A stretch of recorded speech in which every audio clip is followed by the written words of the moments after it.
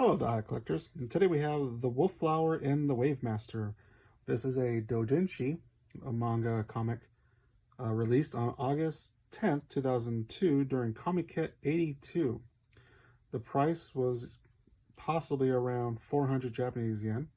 This was published by Izumiya, who happens to be the artist. It weighs 128 grams, 4.5 ounces, 10 1/8 inches tall, 7 1/8 inches across, and is about 1/8 of an inch thick. There are 40 pages.